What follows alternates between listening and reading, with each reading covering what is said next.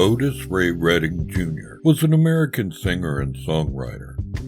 He is considered by many to be one of the greatest singers in the history of pop music, as well as a strong influence on later developments and artists in the genre of rhythm and blues. His singing style influenced many other soul artists of the 1960s, as well as future generations. Come on a journey with us as we turn our spotlight onto the life and sad ending to this early pioneer of both soul and rhythm and blues.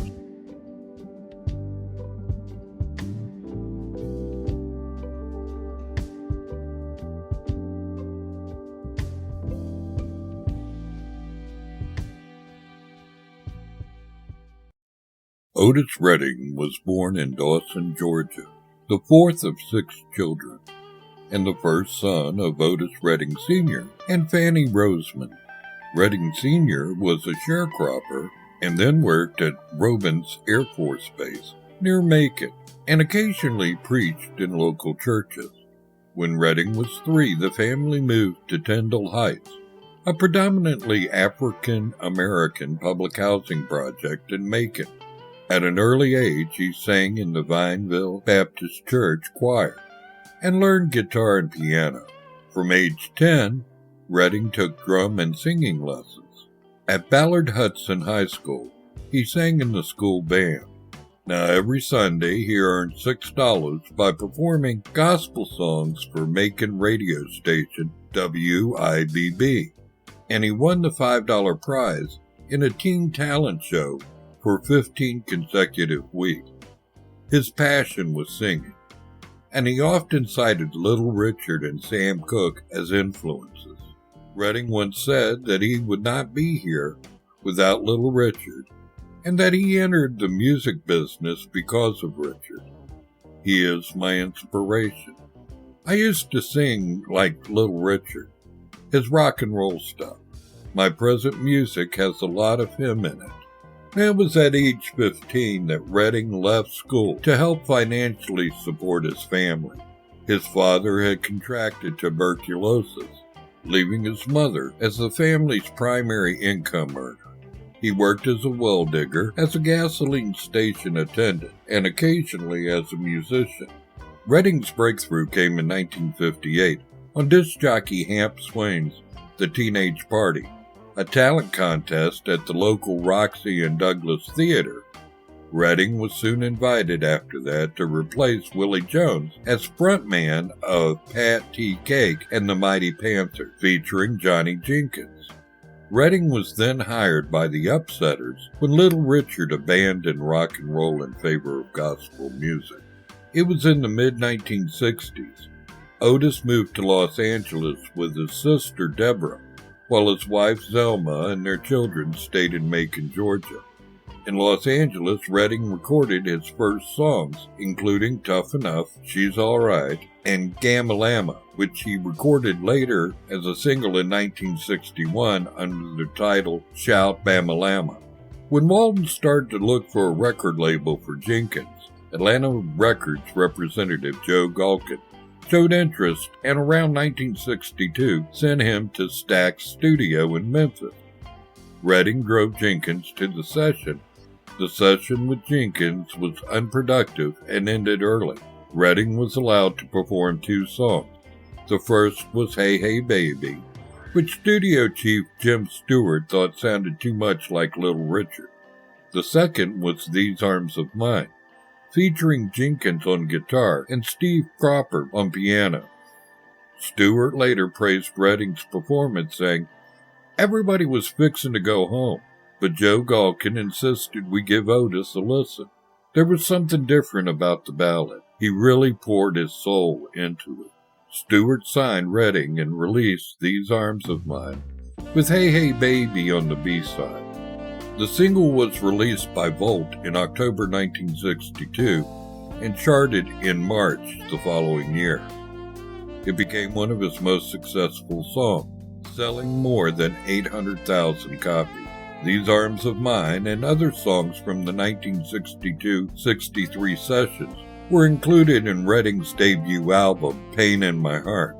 Now, most of Redding's songs after Security from his first album had a slow tempo. Disc jockey A.C. Muha Williams accordingly labeled him Mr. Pitiful. Now, Redding's second studio album included the songs Chained and Bound, Come to Me, and That's How Strong My Love Is. The name of the album was The Great Otis Redding Sings Soul Ballads, released in March of 1965. His next album, entitled Otis Blue, Otis Redding Sings Soul, was released in September of 1965. Otis Blue also included Redding's much-loved cover of A Change Is Going to Come in 1965. Redding's success allowed him to buy a 300-acre ranch in Georgia, which he called the Big O Ranch. It was in late 1966 that Redding returned to the Stax studio and recorded several tracks, including Try a Little Tenderness, today often considered his signature song. Now, on this version, Redding was backed by Booker T and the MGs, while staff producer Isaac Hayes worked on the arrangement. Try a Little Tenderness was included on his next album, Complete and Unbelievable, the Otis Redding Dictionary of Soul. The song and the album were critically and commercially successful. The former peaked at number 25 on the Billboard Hot 100 chart and at number 4 on the R&B chart.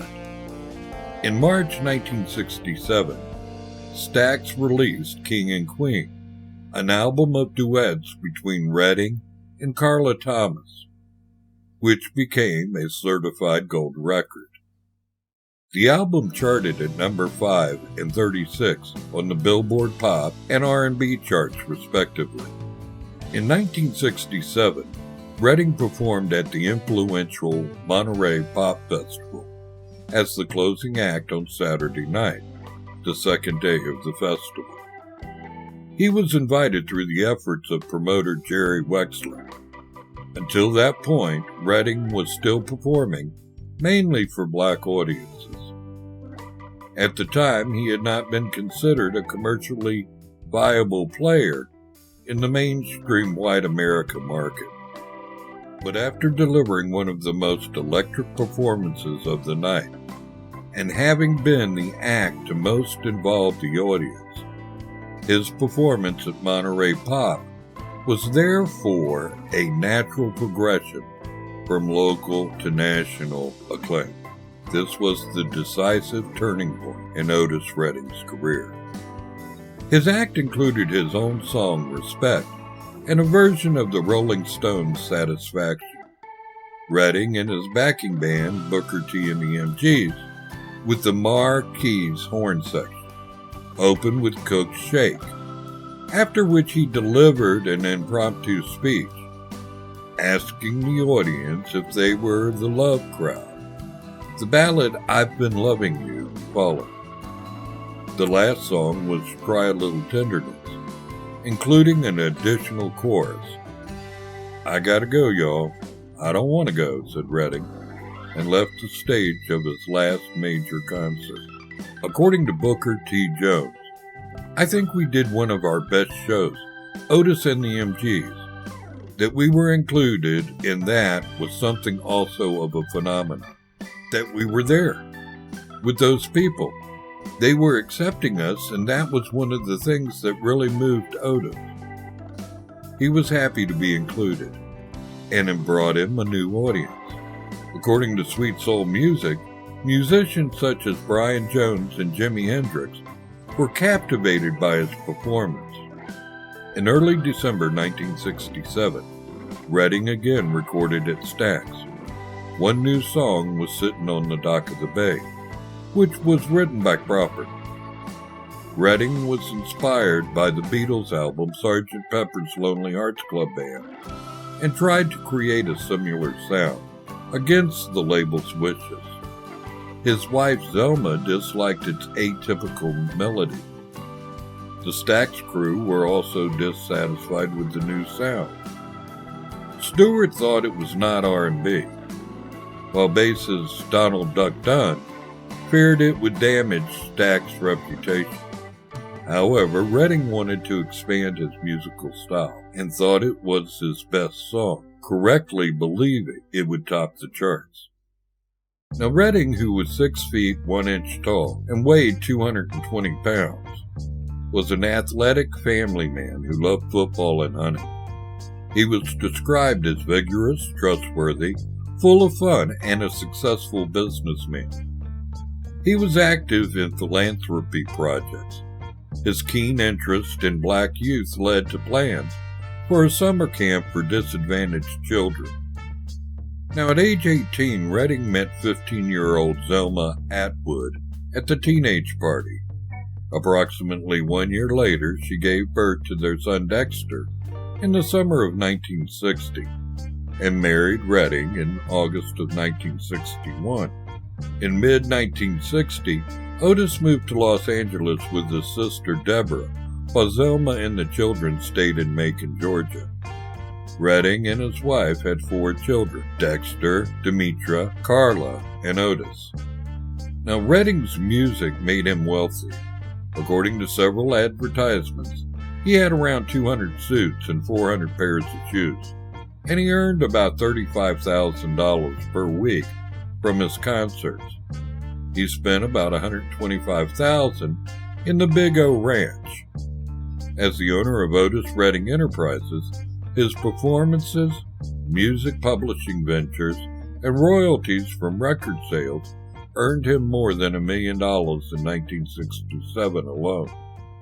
That year, one columnist said, he sold more records than Frank Sinatra and Dean Martin combined. Now, by 1967, the band was traveling to performances in Redding's Beechcraft H-18 airplane. On December 9th, they appeared on the upbeat television show produced in Cleveland. They played 3 concerts in 2 nights at a club called Leo's Casino. After a phone call with his wife and children, Redding's next stop was Madison, Wisconsin. The next day, Sunday, December 10th, they were to play at the Factory nightclub near the University of Wisconsin. Despite the weather being poor, with heavy rain and fog, and despite warnings, the plane took off.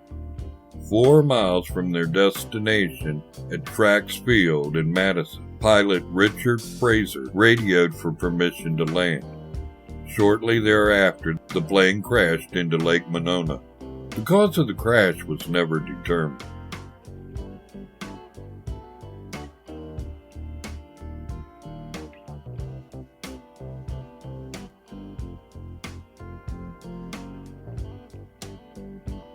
Okay, that's the end of our video. I sure hope you enjoyed it. If you like this type of video and want us to keep producing them, please like and subscribe. And as always, thank you very much for watching.